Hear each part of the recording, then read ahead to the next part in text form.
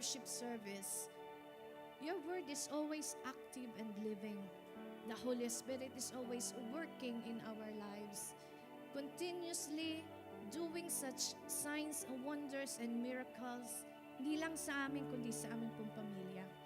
You are so worthy, O Lord, worthy of our praise, worthy of thanksgiving. And today, tanggapin mo po ang aming mataas na papuri, ang aming tunay na pasasalamat mula sa aming puso, ang mga binibigkas ng aming mga labi, na ikaw ay tunay na Diyos, Diyos na mapagmahal, Diyos na mapagpala, Diyos na laging nakatunghay sa amin, Diyos na ang nais ay ang ikabubuti namin. Salamat po, Ama, wala kang kapantay, walang katulad ang pag-ibig mo sa mga katulad namin. Salamat sa Panginoong Hesukristo. Siya na Diyos, hallelujah, bumaba dito sa lupa upang kami abutin ng iyong pag-ibig. Salamat sa banal na Santong Espiritu, kasama namin araw-araw. Salamat sa iyong mga salita na nag-guide sa amin. And thank you once again, Father, for the life that you have given unto us. We love you. We bless your name. This all we pray in Jesus' name. Amen and amen. Praise God. Kumamay ka muna ng 5 tao. Sabihin mo, bless na bless ako sa buhay mo.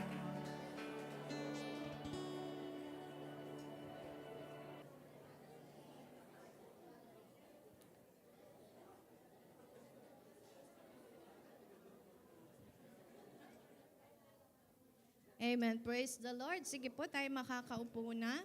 At yan, we are on our theme, Hungry for Every Word of God. Amen. Sino po nag-enjoy na sa salita ng Panginoon?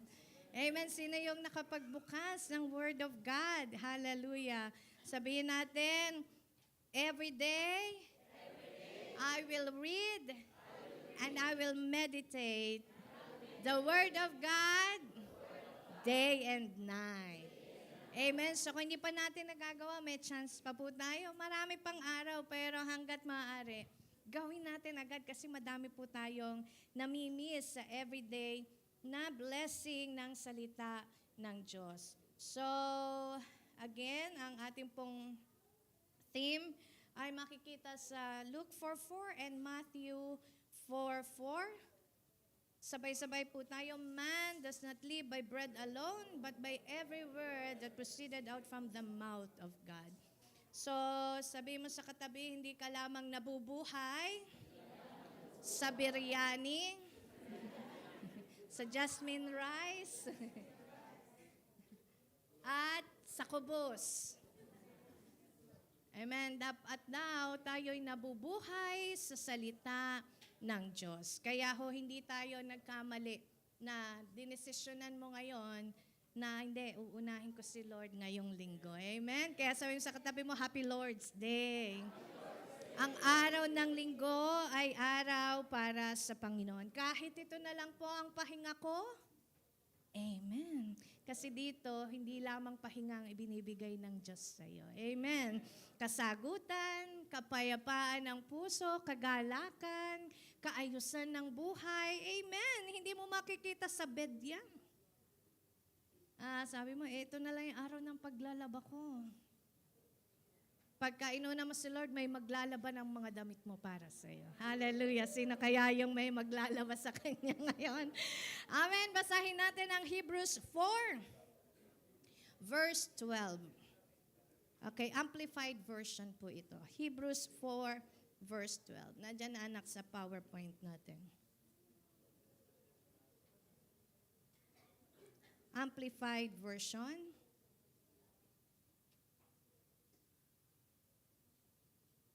Okay.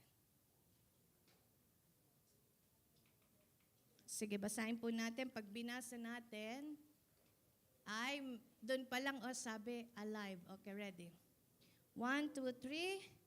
For the word that God speak is alive and full of power. Ulitin natin. 4, 1, 2, 3. Wait, sabay-sabay. Hinga muna. Inhale. Exhale. Anak, paki-open natin PowerPoint. Ready? 1, 2, 3. For the word that God speaks is alive and full of power, making it active, operative, energizing, and effective. Sabi mo sa katabi mo, active, operative, energizing, and effective. Tapikin mo sa likod yan, effective. Sa likod, sa likod. Dahan-dahan lang, dahan-dahan.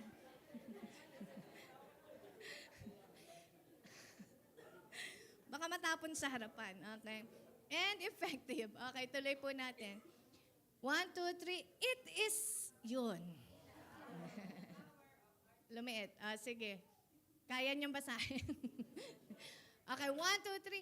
It is sharper than any two-edged sword, penetrating to the dividing line of the breath of life, which is soul, and the immortal spirit, and of joints and marrow of the deepest parts of our nature, exposing and sifting and analyzing and judging the very thoughts and purposes of the heart. Amen. Sabihin natin ulit, it is active, operative, energizing, and effective. Ayan. Kaya po ang ating title for today is The Power of RTW. Ano ba yung RTW na yan? Sabi ko, ano ba mga meaning na Ayan na. Ano ba yung mga RTW? May nakalagay doon, return to work, retired to work. Ano ba? Ready to wear. Sa pagkain, ready to whip. Yan. So, ang dami mga RTW. At kung matatandaan nyo, yung mga nangyari, mayroon na tayong bread, meron tayong eat, meron tayong word, amen. Ngayon, meron tayong RTW. Sabi mo, may power. Okay. So, bago po tayo magtuloy-tuloy, I just want you to see John 5, verses 1 to 8. Yan yung binasa natin kanina, but I would like to highlight the verse 8, which is in King James Version. Tingnan nga po natin, anak, nandyan lang sa ilalim. Ay, kaya lang hindi kita. Sa verse 8, ang sabi po, King James Version, Jesus said unto him, sabihin mo, rice. Hindi yung rice na kanin, ha? Medyo close. Rice. Hindi rice na kanin. Rice. Take up thy bed and walk. Ayan ang RTW. Ano yung R? Rise.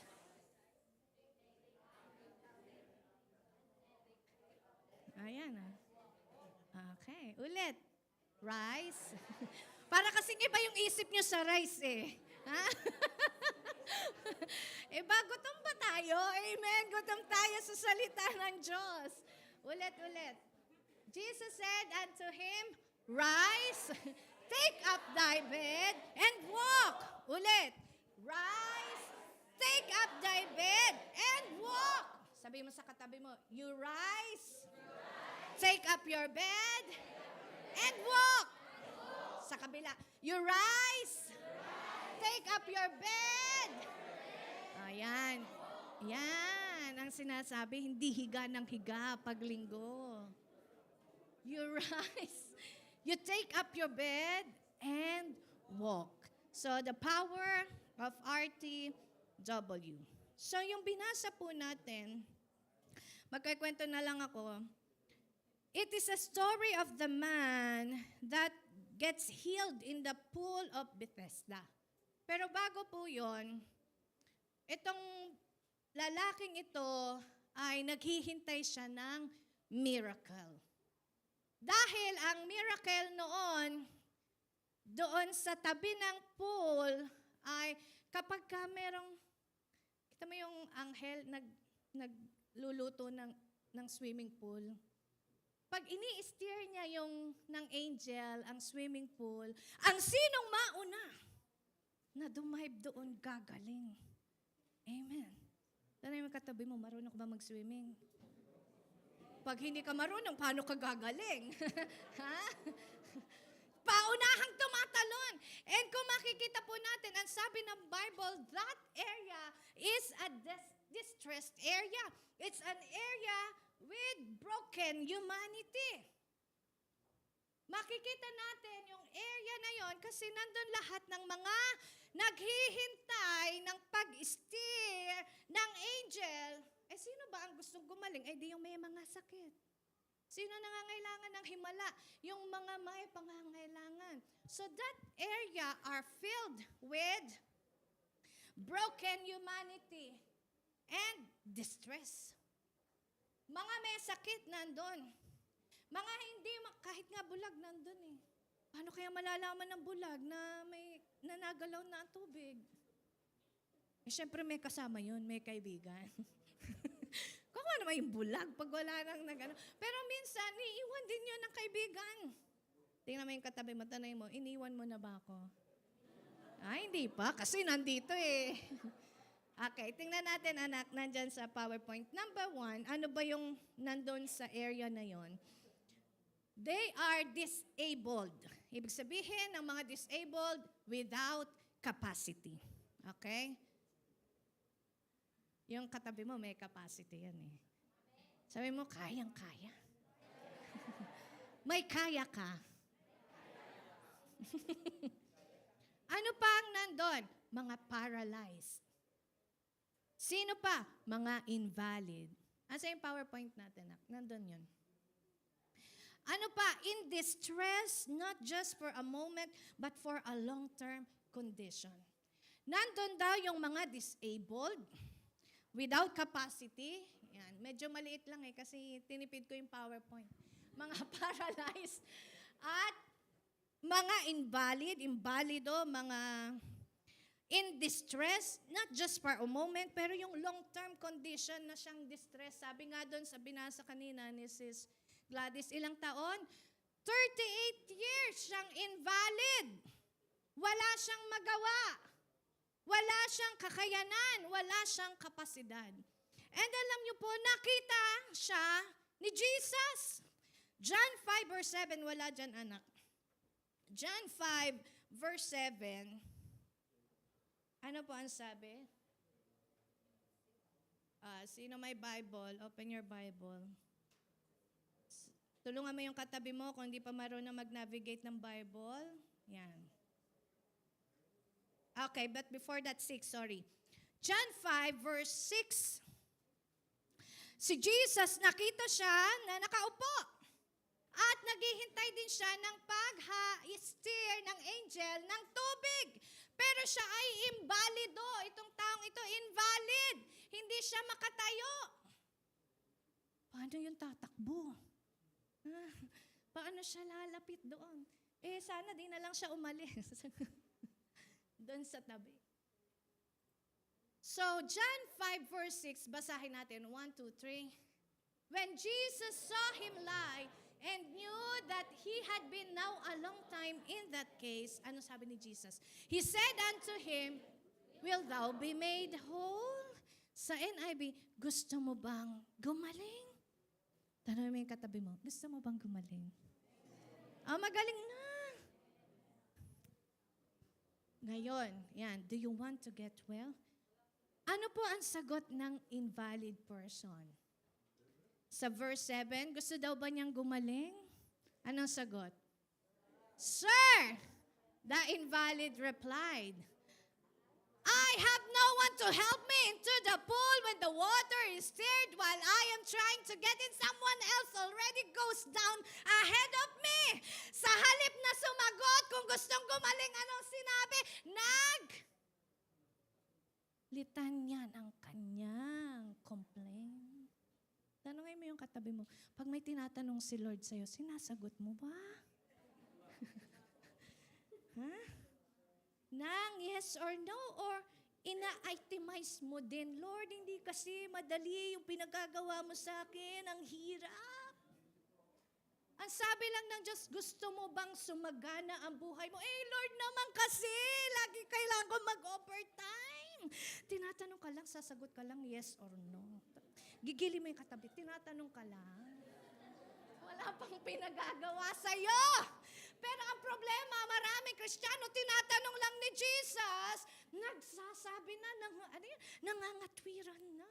Sinong ganyan sa mga magulang? Tinatanong lang, anong oras ka uuwi? Meron pa nga kaming practice. Pupunta ka. Sabi sa katabi mo, pag tinatanong ka, sagutin ng tama. Amen. So, ano pa nangyari? Hindi sinagot ang tanong ng Panginoong Jesus. Simple lang ang tanong niya. Gusto mo bang gumaling? Pero instead na sagutin, sinabi ang kanyang kondisyon na wala daw tumutulong sa kanya kapag nakita na niya na ang tubig ay may nag-i-steer. At habang kahit daw pilitin niya, may nauuna na sa kanya. Syempre, ikaw ba naman di ka makalakad? Kung may pilay, nakakalakad pa yun. Pa isa-isa. Mauna yun. Kung mayroon pang iba, may ketong, mauna yun, buo siya Pero may sugat lang siya. So napakarami na, kumbaga isang tanong, ang dami na agad nalitan niya ng lalaking ito. Pero si Lord ba tumigil? Iniwan ba siya? Sinabi pa niya, ang dami mo namang reklamo, tinatanong ka lang. Anong ginawa ni Jesus Christ? Tanay mo sa katabi mo, ano kayang ginawa ni Lord? Alam ko, nabasa niyo na iba to I know. Alam niyo kung anong ginawa ng Panginoong Jesus. Okay, tingnan natin ang kasunod na verse.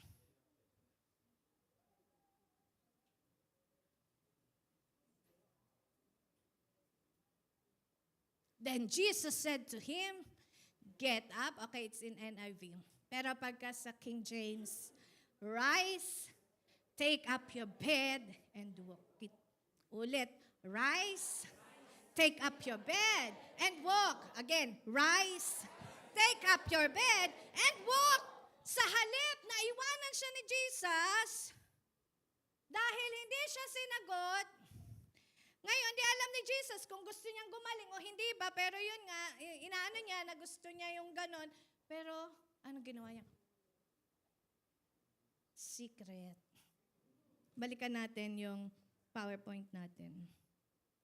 Jesus asked him if he wants to be well. Ano sinagot ng taong ito? Sabi niya, ano nakita niya? Helpless siya. Okay? Are you in that situation? Sometimes you feel like you are helpless. Humingi ka ng tulong sa tao, kung sino pa yung inaasahan mong tutulong sa'yo, hindi ka tinulungan. Amen. Iniwan ka. Sabi mo sa katabi mo, wag mo kong iwan. Sabi mo sa kabila, kahit iwan mo ko, may Diyos akong kasama araw-araw. Pero alam ko, di mo ko iiwan. Amen. Ano pang nakita nitong taong ito? He can only see one option. May option to be healed. But too many obstruction. Parang tayo minsan, pagka nakinig tayo sa Diyos, may sinabi ang Diyos sa atin, alam mong may option, pero Lord, teka, ang daming nakaharang. Ang daming obstruction bago ako makasunod sa'yo. Amen? Ano pa? At the end, ang nakita niya ay, it is impossible. Parang ikaw, parang sabi mo, parang wala na talagang pag-asa. Patapos na, Lord, ang bisa ko sa makalawa. Paubos na, Lord, ang laman ng wallet ko, 24 pa lang. Deklarahan mo nga yung wallet mo.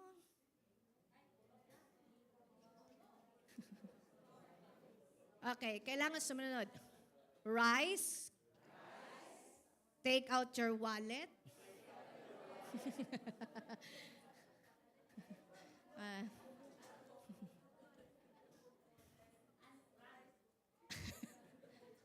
And walk. Meaning, ng walk, yung faith mo. Okay? Say a word on it. Sige, deklarahan mo. Ang bawat sisidlan, ang bawat talagyan, Lord, in the mighty name of Jesus Christ, lahat ng klase ng mga sisidlan ng iyong mga anak, mula sa kanilang mga wallet, sa mga bags, sa ATM, sa bank account. Horima shikarerebo sikarerahari. I declare, hallelujah, mula sa araw na ito, hindi mauubusan, hindi mawawalan, hindi magsisiro, hindi magne-negative. Nothing is impossible to those who believe in what God can do in the mighty name of Jesus Christ. Receive it by faith. Tayo po ay hindi na nauubusan. Amen.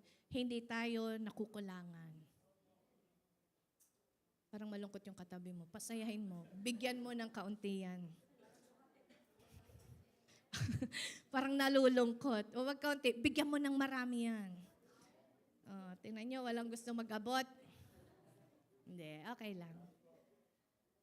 Amen. Ano pa? He knew that there is a way to get well, but he was unable to reach for that solution. Marami pong ganyan.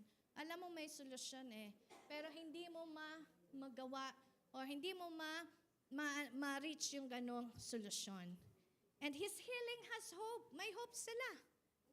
Sabi nila, pag may nag-steer ng pool, may hope. Pwede akong gumaling. Kaya lang, pag tinitingnan ko ang aking sitwasyon, tinitingnan ko ang aking capacity, I am unable. Tingnan mo nga yung katabi mo. Able ba yan? Amen. Amen. Able yan. Praise God. Salamat sa Panginoon. We are all able. Praise the Lord. Amen. To God be the glory. That's a blessing. Great blessing ng Diyos. You are able. Tell to your seatmate, you are able. Kumamay ka na 5 tao, sabihin mo, you are able. Tingnan nyo, ayaw nyong mag-rise, tumayo kayo at kumamay na 5 tao. You are able! You are able! Praise God! You are able to rise up. You are able to take your mat and walk. Hallelujah! Praise the Lord. That's the power of RTW. Nandun na ba? Wala pa tayo. Introduction pa lang. So, itong taong ito, instead of telling to God what He wants, nang tinanong siya ng Diyos, gusto mo bang gumaling? Instead of telling that He wants to be healed, ay tinothrow niya kay Jesus ang lahat ng limitation ng kanyang buhay. Alam niyo, minsan ito nakakalungkot yan, no? Tayo yung gumagawa ng ikalilimit ng buhay natin, and yet, ibinabato natin sa Diyos ang mga paghihirap natin, ang mga problema natin, at yung mga worst na nangyayari sa buhay natin. Parang sinasabi pa nga natin, sabi ng Lord sa'yo, gusto mo bang guminhawa? Hindi mo ba nakikita, Lord, yung situation ko? Kailangan mo pa akong tanongin, hirap na ako. Di ba, minsan may ganyan tayong mga sinasabi. Sabi mo pa, di ba, all-knowing God ka, Lord? Bakit hirap na hirap? Akala ko ba mahal mo ko? O minsan, ano sabi mo? Ano yun? Instead na mag-humble tayo before the Lord, ini-insult pa natin yung pagka-Diyos niya. Ba't di ka makagawa ng kamanghamanghang bagay? Lagi na lang sinasabi sa church that you can do great and mighty things. Bakit hanggang ngayon, Lord? Bakit tanay mo yung katabi mo. Bakit si Lord yung tinatanong mo? First, before we ask God, ang Diyos po ay siya'y God without fail. Amen? He never fails. He never make a wrong decision. Hindi pwedeng mangyari sa Diyos natin yan. So before we ask the Lord, bakit nangyayari sa akin yung buhay, yung ganito sa buhay ko? Lord, ano ba yung gusto mong ipaunawa sa akin? Bakit nangyayari sa akin ngayon itong ganitong sitwasyon ng buhay ko? That's more humbling. That's more fulfilling na question kay Lord. Amen. Amen po ba? Sabi mo sa katabi mo, sa next time,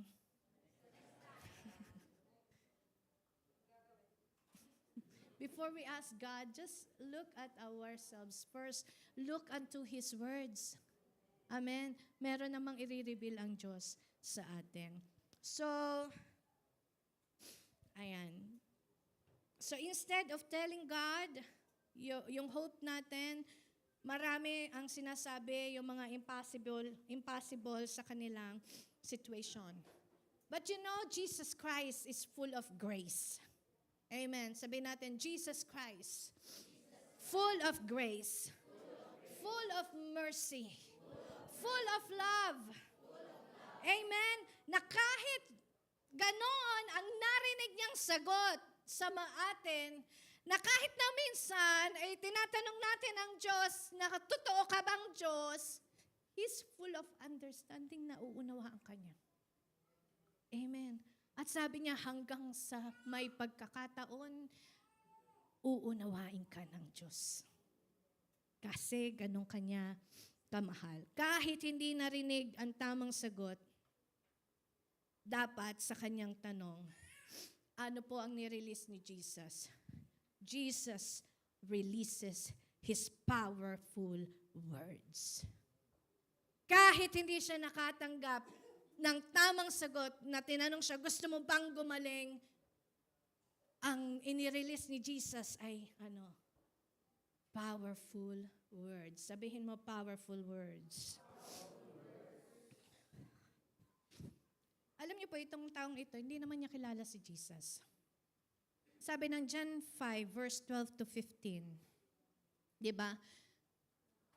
Kilala pa itong taong ito, itong imbalidong ito, kilala to ng mga Pariseo, mga teachers of the law. At nagulat yung mga Pariseo. Ito na yung mga kontrabida. Sabi, bakit mo dala-dala ang iyong mat, ang iyong bed? Wag na science, puro math. Bakit dala mo ang iyong bed? Sinong nagpagaling sa'yo? Sabbath day ngayon, bawal magpagaling. Sabi ni yan. 12 anak. Okay. Then he asked him, what man is that? Okay, sige nga. Balikan natin 11. Para maintindihan natin. Then he answered them. Okay? He that made me whole, the same said unto me, take up thy bed and walk. Then 12. Then asked they him, what man is that which said unto you, take up thy bed and walk? Sino ba yon na nagsabi sa'yo na dalhin mo ang mat mo at lumakad ka? Anong sabi ng tao? And he that was healed wist not who it was. Hindi daw alam kung sino yung nagpagaling sa kanya. Why? For Jesus had conveyed himself away when a multitude is being in that place. Tinakasan na siya ni Jesus. But even though this man, hindi niya kilala si Jesus, ganon ang habag ng Panginoon. I want you to understand this. Many of us, when we were not yet born again, we don't know the Lordship of Jesus Christ. Amen? At alam niyo ba na kahit wala pa tayo sa kanyang pag-ibig that time, Jesus is already helping you.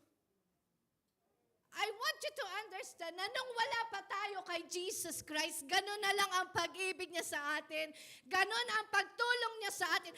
How much more now that you are in Christ? Tell to your seatmate, congratulations. Your help is unlimited from God. Amen? Amen? Amen? Ikaw nga na hindi ka kilala noon ng Diyos, tinutulungan na pala tayo ng Panginoon. And what this Jesus Christ did is extraordinary. Kahit na tayo dati walang believe sa salita ng Diyos, still the Lord is ready to send His words. Kaya nga tayo naligtas. Kasi kung hindi nakarating sa atin ang kanyang salita, wala tayong kaligtasan. But praise God, amen. So, ngayon, are you ready to unveil yung powerful message ng RTW? Baka may magtayo dito ng congratulations sa mga mayroong business ng RTW. Deklarahan mo yung katabi mo, you will receive your RTW. Just give your own, definition of your own RTW. Amen? Rice Unlimited. Gusto niyo yung mga ganon business? Okay. Number 1, the power of RTW is to rise up and rise. Okay, alam niyo po ang ginawa, anong nangyari? Ngayon, more on kwento ako ha.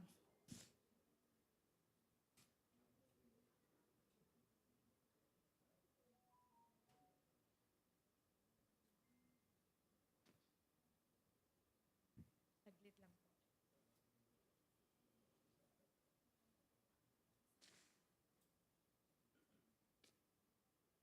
Bumalik yung TW. Ewan ko hindi ko talaga mapigilan ang luha ko pati ilong ko lumuluha kapag pinag-uusapan talaga ang pag-ibig ng Diyos. Amen. So ito po yung, look at the 5:8, di ba, in-itemize niya yung kanyang complaint. Instead na iwan siya ni Jesus, Jesus gave a powerful solution to the man's longest pain and hopeless situation ng buhay niya. Amen. Napaka-imposible para sa kanya na makarating siya dun sa pool of Bethesda, pero sinulusyonan ng Diyos. So minsan sa mga buhay natin may ganyan, parang napaka-imposibleng masolusyonan ng isang sitwasyon, napaka-imposibleng mangyari ng mabilisan. But today, I'm telling you, sabi mo sa katabi mo, immediate ang result.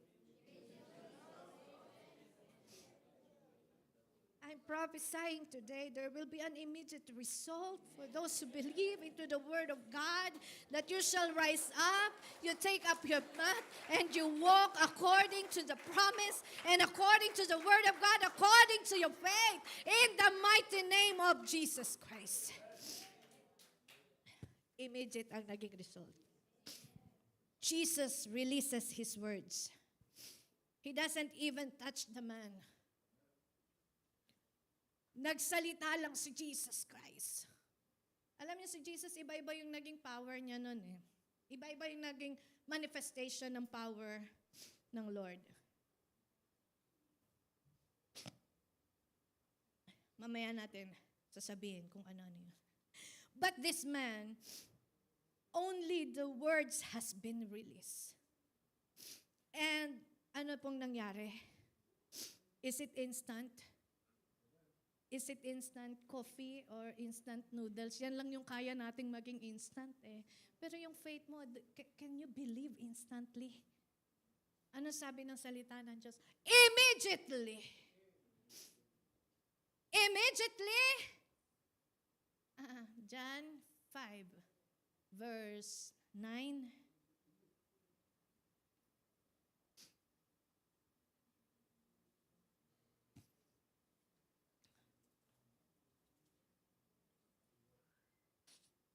Basahin natin. 1, 2, 3.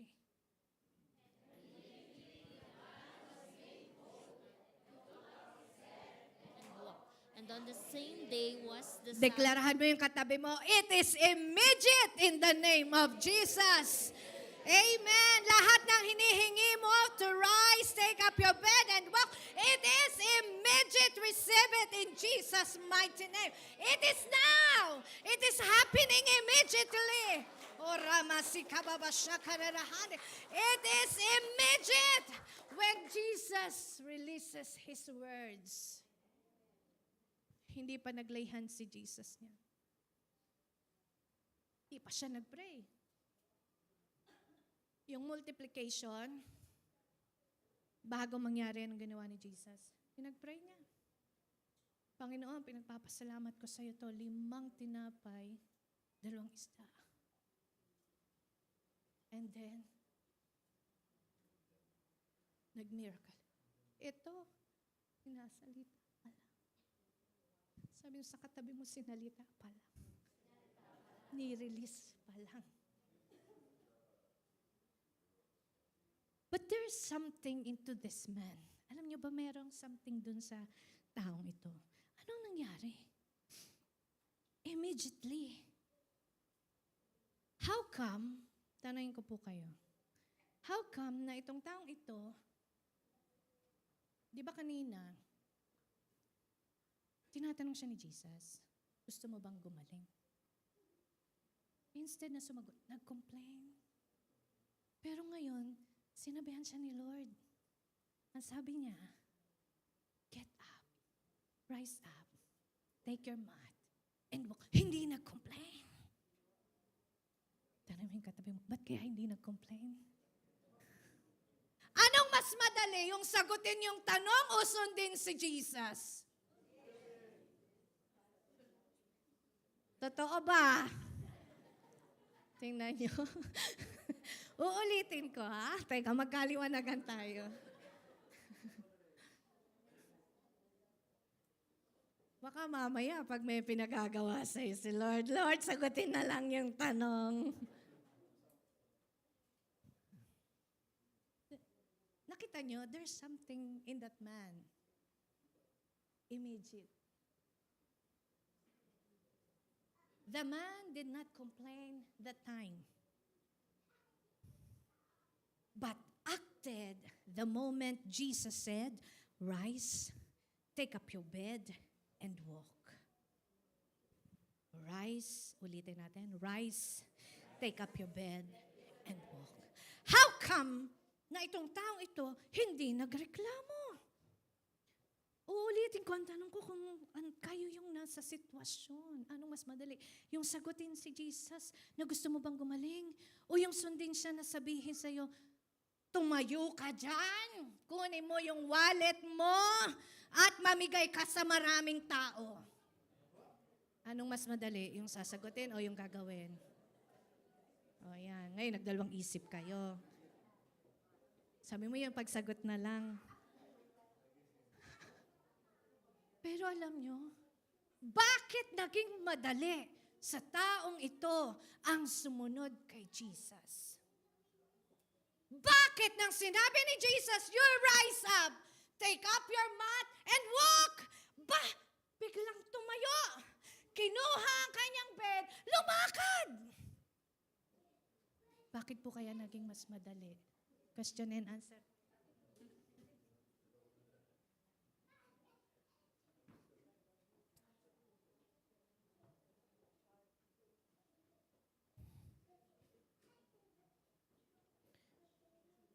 Sa totoo lang po, mas madaling sagutin yung kanyang tanong kesa sundin ang kanyang pinagagawa. Alam niyo bakit? Unang-una, hindi kilala ng taong ito si Jesus. Ikaw ba, pag hindi mo kilala isang tao, sabi sa'yo, tumayo ka, tumalon ka ng building, at lumipad ka. Gagawin mo ba? Di ba hindi? Mas madali yung sagutin, yung tanong, kesa sa sumunod. Bakit kaya mas madali? Ang bilis ng kanyang naging response. You know why? Ready na kayo? You know why it became easy for the man to rise up, take up his mat, and walk? Because when Jesus released the word, when Jesus is releasing His words, there is power that the word of God is bringing on. Okay, wait. May power na itong taong ito, he was unable to think na mag-complain. Yung kapangyarihan ng Diyos na kumilos sa kanyang buhay, hindi na nagbigay ng room para mag-isip siya ng i-complain niya. Naranasan niya, ni-release ni Jesus yung words. Teka, parang may nangyayari sa akin. Parang nararamdaman ko yung himala ng salita ng Diyos. Kaya tumayo ako, kinuha ko. Sabi mo sa katabi mo, iba ang power ng Word of God. Iba ang kapangyarihan ng salita ng Diyos. Sinasalita pa lamang sa'yo, may nangyayari na sa iyong buhay. If you are a able to believe in it. I am telling you, your life, yung abundant life na bigay ng Diyos, yan ang mararanasan mo. But many of us, when Jesus is saying, rise up, take up, naimik pa lang si Jesus na, rise up, teka, Lord. Yung isip natin, ang dami na agad nasasabi. Ang dami nang nako-compose ng mga complaint. Ang dami nang naiisip ng mga imposible. Sabi mo sa katabi mo, it's time to believe talaga. Not to anybody else word. Salita ng Diyos, may kapangyarihan. Sinasabi ni Jesus. And that is the power of the Word of God. Nung sinabi niya yung salita, nang inirelease ni Jesus ang salita, nang marinig ng taong ito yung salita ni Jesus, hindi na nakapag-compose ang kanyang kaisipan ng mga negatibong bagay. Walang room para mag-isip na imposible sa isang may kapangyarihan na salita ng Diyos na tumanggap. Kaya pag ang salita po ng Diyos, tinatanggap natin. Kaya the first power that you must have into this is to receive the instruction.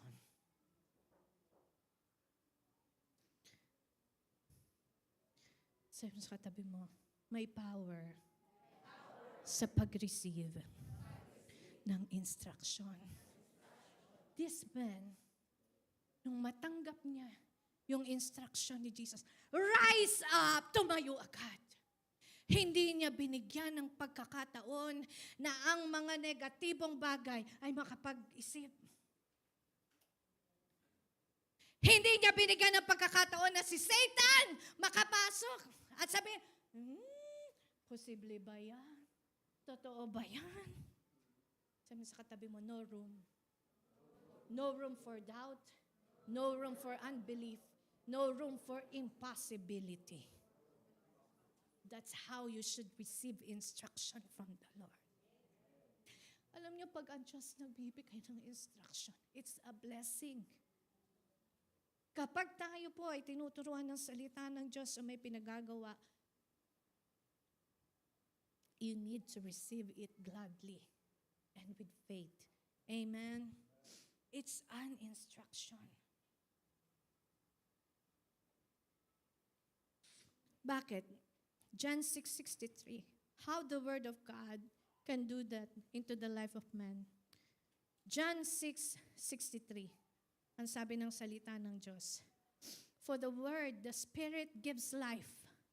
The flesh counts for nothing.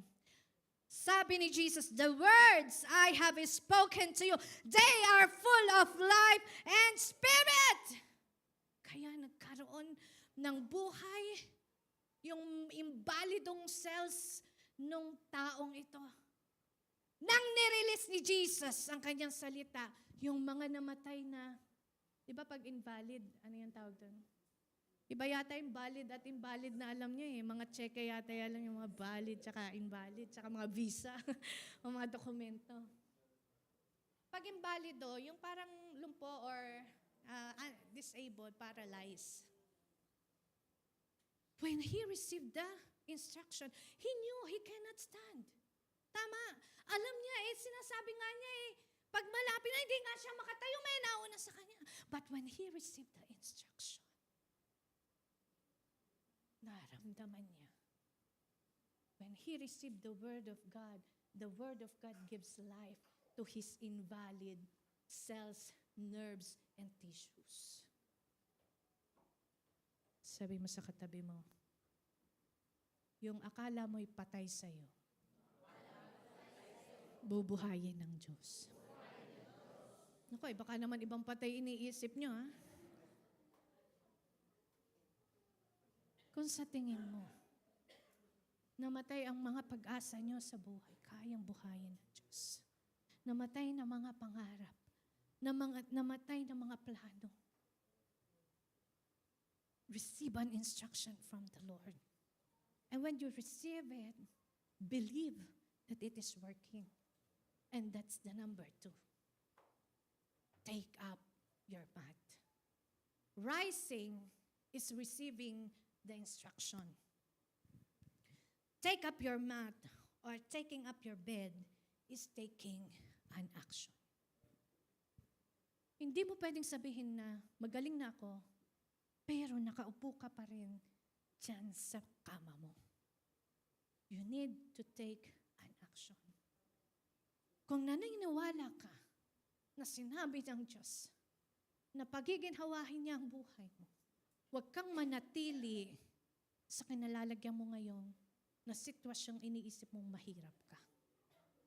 Kung nananampalataya ka na kayang ayusin ng Diyos ang mga relasyon na nawasak sa iyo, huwag kang manatili na nandyan sa upuan mo. Sabi mo sa katabi mo, tumayo ka.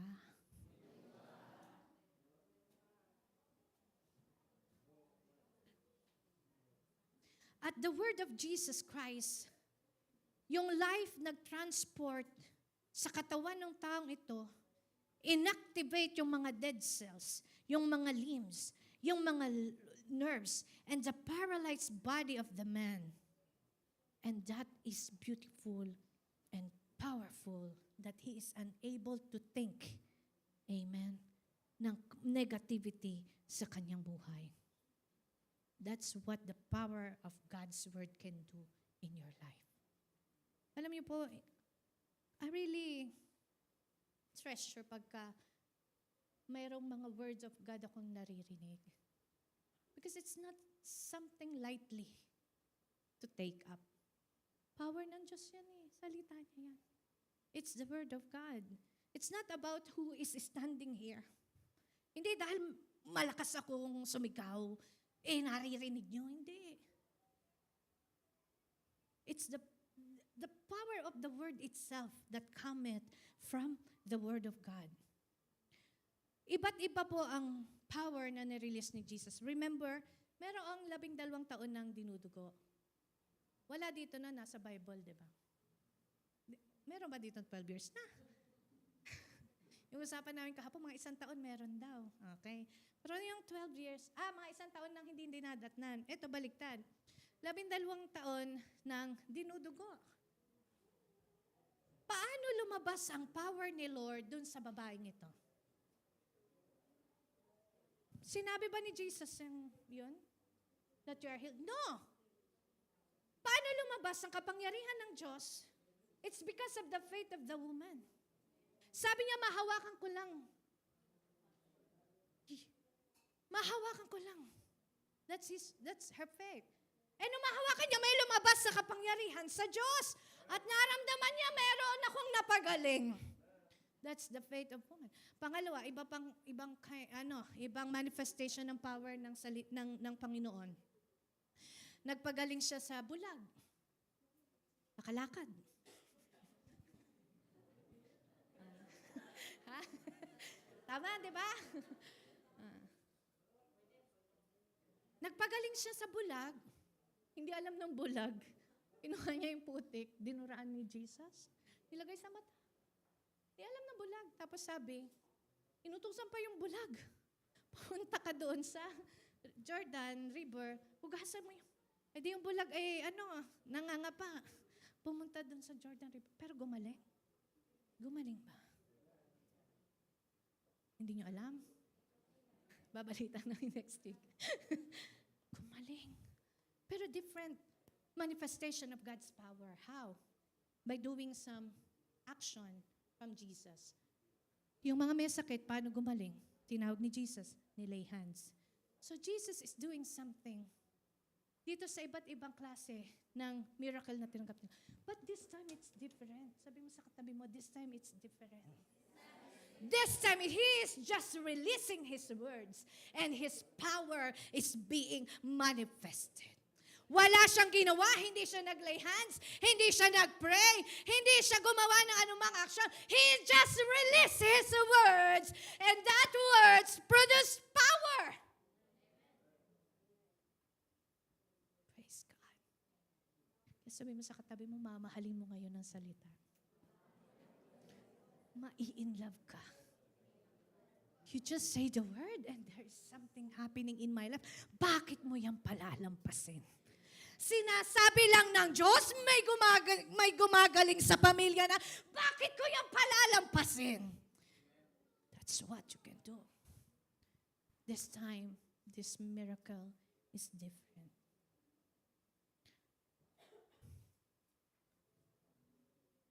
This miracle is the power of words manifestation.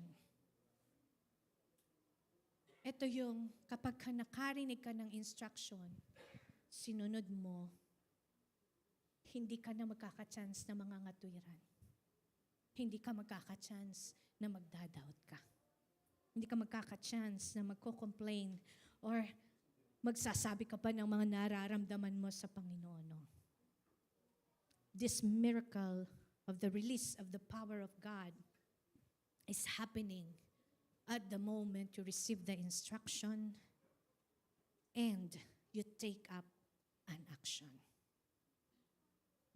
Ngayon, kinuha ba yung mat? Kinuha. Anong kasunod? Tumayo lang. Tumayo lang. At lumipad. Hindi. Ano sabi ni Jesus? Right. Naputol. May karga. Meron pa dito lumilipad sa gabi. Minsan iba instruction, iba ginagawa mo eh. Ito pinagagawa ng Diyos. Hindi, Lord, mas madali ito. Lumipad. Sabi ni Jesus, you rise, take your bed, and walk. Lumakad ba siya? Yes. Sabi mo sa katabi mo, lumakad ka lang. Lumakad ka ng lumakad. Ano man ang naririnig mong instruction, gawin mo sa Panginoon and panampalatayaan. Ibig pang sabihin ng lakaran mo is kahit hindi mo pa nakikita, alam mong mangyayari sa iyan. Kaya ganyan na ang ginagawa mo.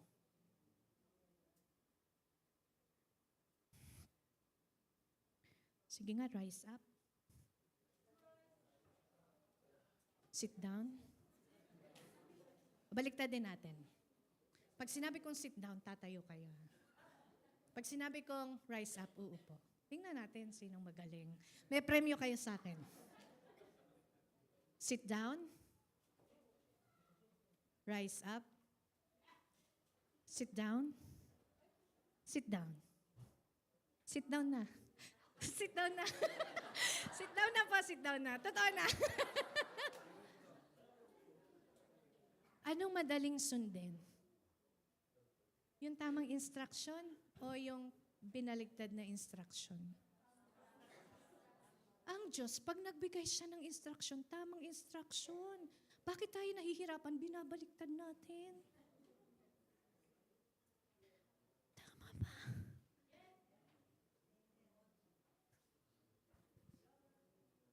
Do you love God's word today? It's very powerful. When Jesus gave His instruction, hindi niya yun pinagugulo sa buhay natin. Jesus gave a powerful instruction to rise up, take up your bed, and walk. And the result is immediately. It gives him the power to receive the instruction. And when the Word of God talks to you, immediately, it will give an instruction. And upon receiving the instruction, yung human brain wala ng time para mag-complain. At hindi na makapag-complain. Instead, take up your bed. It leads the man to take an action.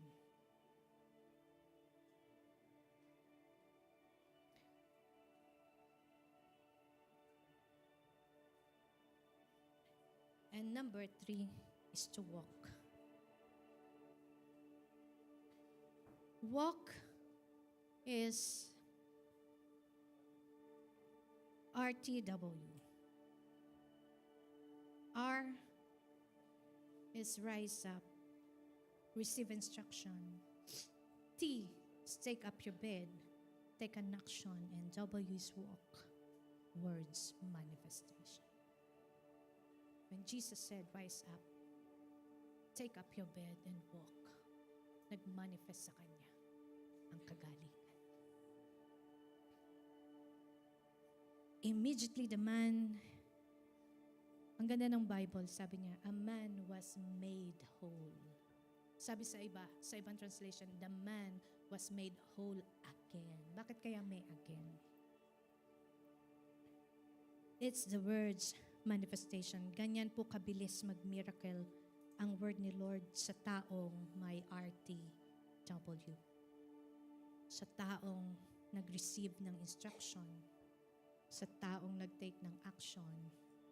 Then immediate ang result, you'll get the word's manifestation. When you hear it, the word of God, no doubt is supposed to enter into your heart. There should be no room sa kapangyarihan ni Satanas. Ang Diyos ang kanyang pinakinggan. And this is what I declare to everyone who are here right now. If you are in a distress or hopeless situation, naguguluhan ka o nasasaktan ka yung sitwasyon ng buhay mo, when the Word of God is being preached to you, you will receive, hallelujah, the immediate miracle ng Lord. Ano ba yung mga RTW ng buhay natin? Halimbawa, sabi mo, Lord, gusto ko pong pumunta ng Canada. Ask the Lord. And when He gave you the instruction, receive that instruction. Kung sinabi ng Diyos, yes, go. Aba, edi kunin mo na yung passport mo. Huwag ka munang bumiling ticket kasi hindi ka makakapasok doon wala kang visa. Masyadong dumaan ka sa proseso ng iyong pananampalataya. But what you are saying, when you take your bed, you take an action, and then you live on it, thank you, Lord, makakarating ako sa Canada. You're looking for a job. Kahit na ba 2 araw na lang ang visa mo, stand up. Rise up. Bumangon ka pa rin sa umaga. Sabi mo, wala nang mangyayari sa loob ng 2 araw. Rise up! Magbihis ka na maganda. Take your CV. Mag-apply ka. At habang naglalakad ka, sabi mo, Lord, I thank you. Ngayon, pipirma ako ng offer letter. Yung isa pumirma ng offer letter. Promotion, nahingi ka ng promotion. Hindi ho ako makasimba. Bakit? Kailangan ko po ng promotion. Ano ba instruction ng Lord? Rise up. Huwag ka mag-overtime. Paano ako mapopromote kung di ako mag-overtime? Rise up. Take up your level best of your capacity in the help of the Lord. When you are working as if you are working for the Lord and not for human master. Alam niyo, pag nakuha niyo yung kantong sekreto, day by day, the Lord will promote you. You're not working for human master. We are working for our Lord. Do your best. Ilan sa atin, ayaw mong gawin lahat eh. Kasi sabi mo, pag ginalingan ko lalo akong pinag-overtime. No. If you do it for God, the Lord is taking care of you. Di wag ka mag-overtime. Huwag ka mag-overtime. You just do your best. Because you're doing it for the Lord. And meron po ako mga life group. I cannot sacrifice my life group just for this promotion. Then lakaran mo. Huwag kang papasok ng late. Kasi sabi mo yung mga napopromote, mga director, late yung pumapasok. Hindi. Huwag mo silang tularan. Sabi mo sa katabi mo, you're an extraordinary. You do not belong to this world. You're different. Yung mindset mo ay iba sa mindset ng mundo. Broken family. Pababayaan mo? No. Receive an instruction from the Lord. Lord, I want. Tinatanong ka, do you want that your family be made whole?